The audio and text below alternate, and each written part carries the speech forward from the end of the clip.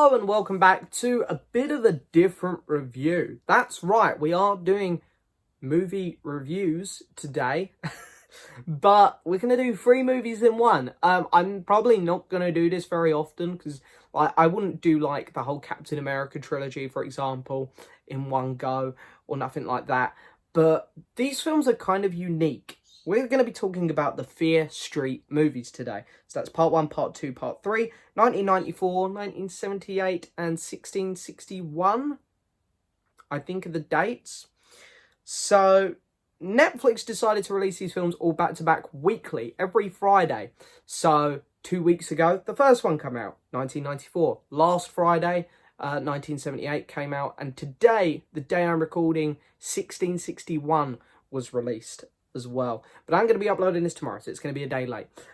Just to give everyone a little bit of time, give everyone a day to try and watch 1661. I think that's the year anyway. I wasn't aware of these movies actually, that they were coming out. I was prepared to say last week, so I knew I was going to make this video, I was prepared to say that Netflix had done a poor job advertising these because I was completely unaware that these films were coming out and weekly like this. It was really weird. And I was watching telly the other night and I actually did see a trailer for it, to be fair, and I was like, mate, I'm just probably living under a rock and missing things as per usual. But anyway, I wasn't aware these films were coming out. Someone made me aware on one of my live streams a few weeks ago, just after the first one come out, and I was like, right, cool, I watched the first one, so I'm ready for the second and third one. So I did it. I watched it, and we're going to go through these films one at a time. I am going to say there's going to be spoilers in this video for this one, because it is a bit of a mystery kind of horror, which is really interesting and really fascinating. I was wondering how these films were going to get wrapped up, and I feel like if I want to do these films justice, because it is a build-up thing, I can't really take each film as an individual thing. It's a set, these films. So I'm going to say there's going to be spoilers. Anyway, so the first film, Fear Street Part 1, 1994. This film has a very kind of unique style to it. It's horror. It's got that scare factor, but it also has a lot of charm and a lot of quirky humour in it, and some really good music, I want to say. Now, you can tell that the creative team involved in making this movie was quite heavily influenced by Stranger Things, I think. Not just this one, but the next ones as well. I think it bleeds through a bit more here because Stranger Things is set in the 80s. This is the 90s. It's, you know, it's coming from that era. So it's got that very similar style. In fact, they even use Maya Hawke, the actress from season 3 of Stranger Things, in the start of this movie. Which is good because she's a great actress. Also a good singer. I really like her first album.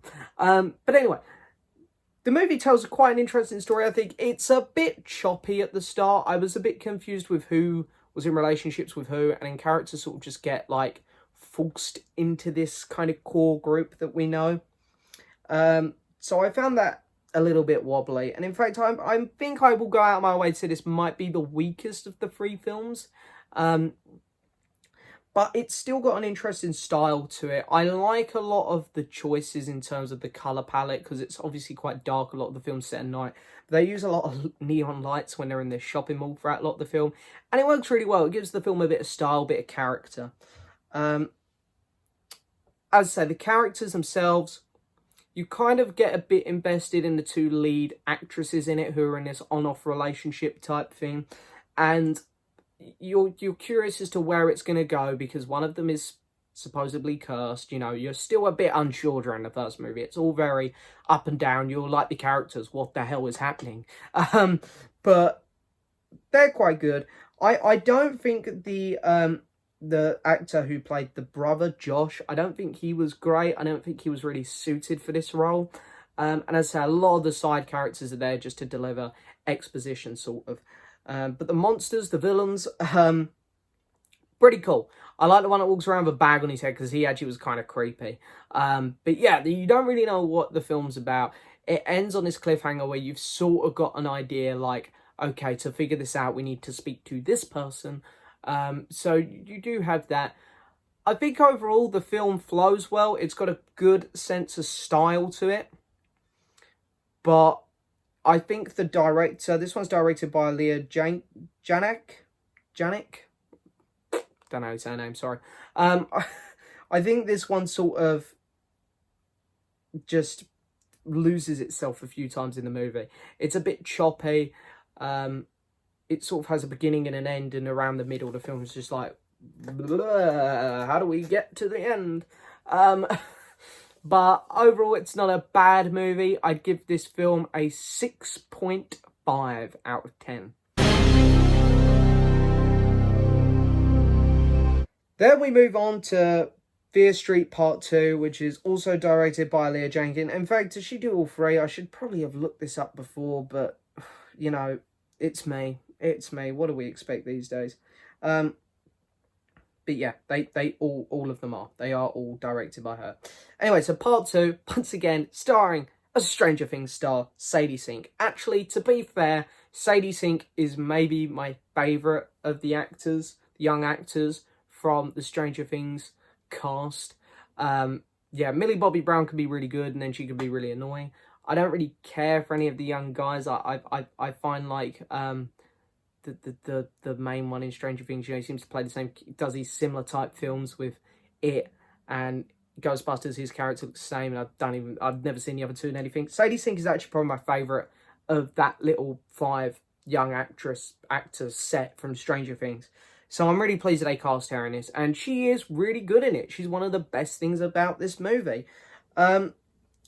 Wish I could say the same about all of the other actors in this. Some of them do not put the performance in, some do.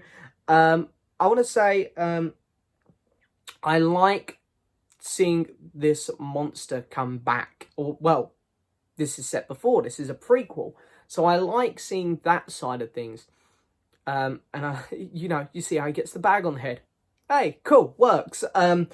I think this film is my favourite of the bunch purely because in terms of filmmaking, the director actually had a bit more of a vision with this one, I think. Like, it actually flowed really well.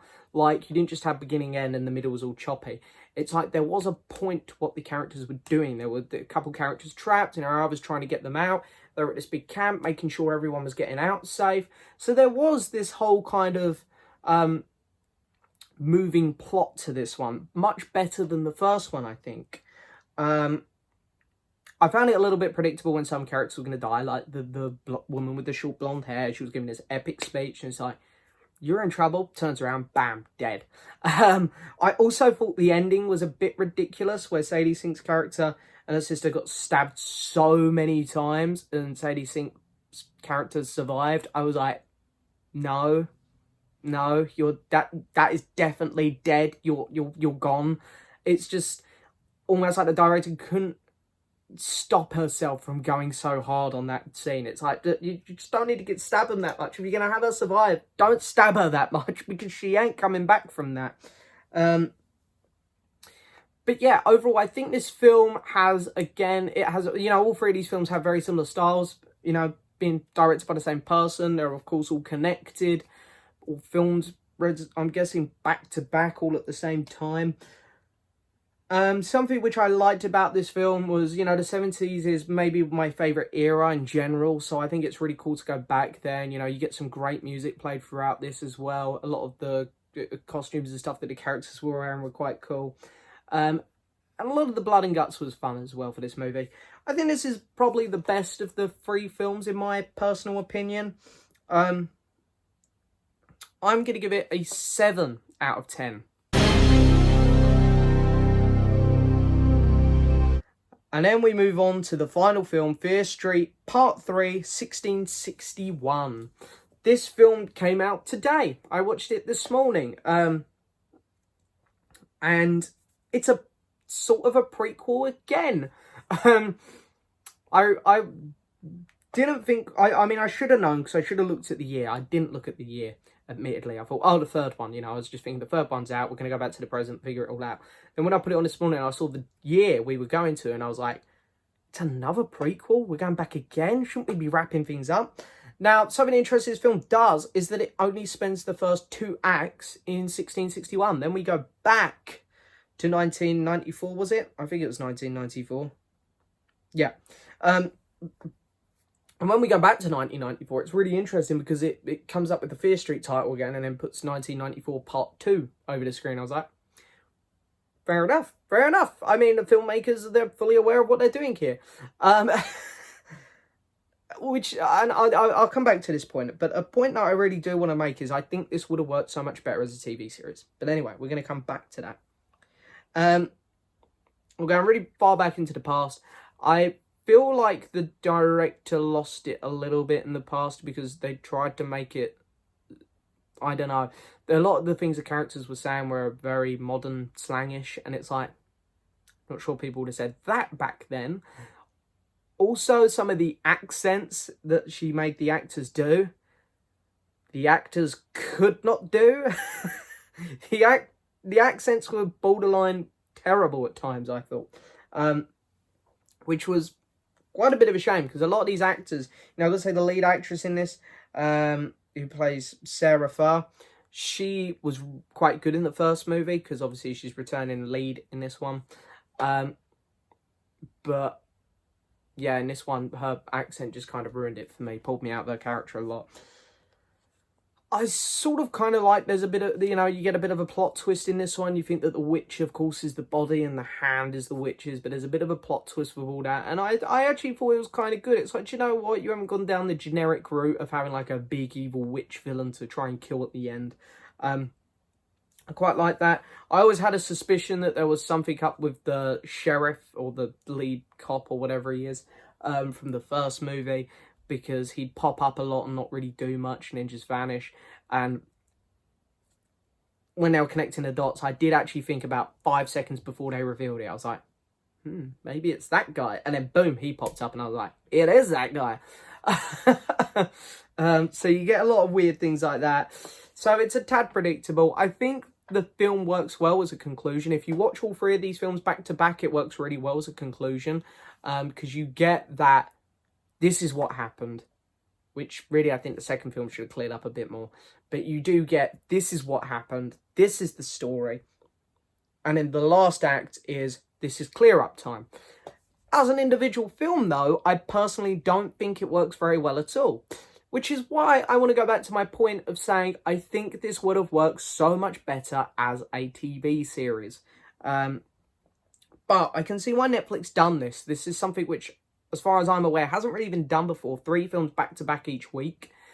They must. I'm not sure if they make lots of money on this. I don't know if this is going to be a new thing. I'm not sure how popular this is going to be, but it's interesting. But yeah, I'm going to give the third film, Fear Street, Part 3, 1661. I'm going to be kind because it is a wrap-up film and I'm not going to look at it as an individual film. I'm also going to give this a 6.5 out of 10. However, I do want to say they did leave it on a bit of a cliffhanger for more. And God help me, I'm not sure if I can do it again. While they were enjoyable, what are they going to do? Part 4, 5 and 6 back to back again? I don't know how much more room there is for story to be told here, I think is the problem. But if these films make enough, they're going to make more, and we're going to witness where they go from here. Yeah, I'm unsure of how I feel about more of these films.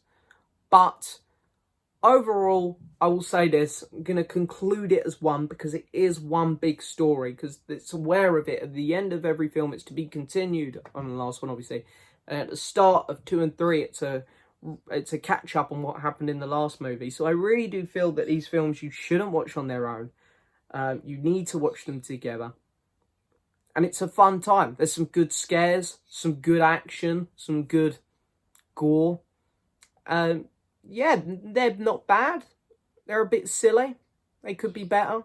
But yeah, they're fun. They're fine. They're good little films to watch around Halloween time, October, which, I might revisit these films. I'll say that. I might revisit them. I had a pleasant time with them. Yeah.